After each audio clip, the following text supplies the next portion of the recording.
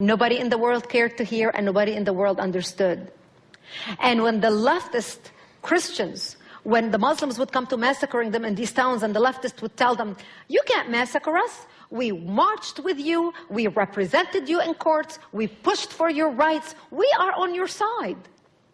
And the Muslims would look at them and say, you are nothing more than useful idiots. You are no different than the other Christians, infidels. But by the time these people woke up, it was too late. And some of them who fled to come and hide in our town, because it was the only Christian enclave left in South Lebanon. It was too late. We knew what our fate was going to be, because we were surrounded by the Islamic forces trying to slaughter us, because we were on the border with Israel. I come from a little town in southern Lebanon called Marjayoun, the Valley of Springs. If you have ever visited Metula in Israel on the northern border and stood on the border overlooking at Lebanon, my town is across the valley, across the border.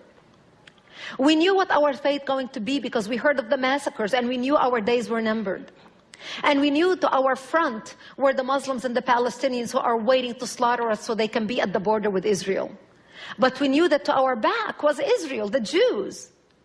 And we knew that of the two enemies, because at that time Israel was considered the enemy of Lebanon. We had no diplomatic relations in the 70s. We knew as Christians, if we go to the Jews and beg for help, the Jews are not going to slaughter us because we had more shared values with them than we had with the Muslims.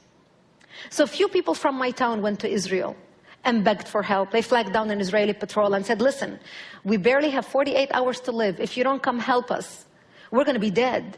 So you help us, we'll be your buffer zone. It works out for both of us. Israel started coming in the middle of the night and bringing in ammunition and bringing in support and bringing in food for the military and bringing bomb shelters to people. And Israel would take Lebanese Christians, anybody who can fight between the age of 15 and 40, and take them into Israel and train them how to fight. Because we learned very early on in the war that you can have all your professional degrees behind you on the wall, your medical degree, your accounting degree, your law degree, your whatever degree. None of that will do you any good when you are faced with an enemy bent on killing you in the name of Allah.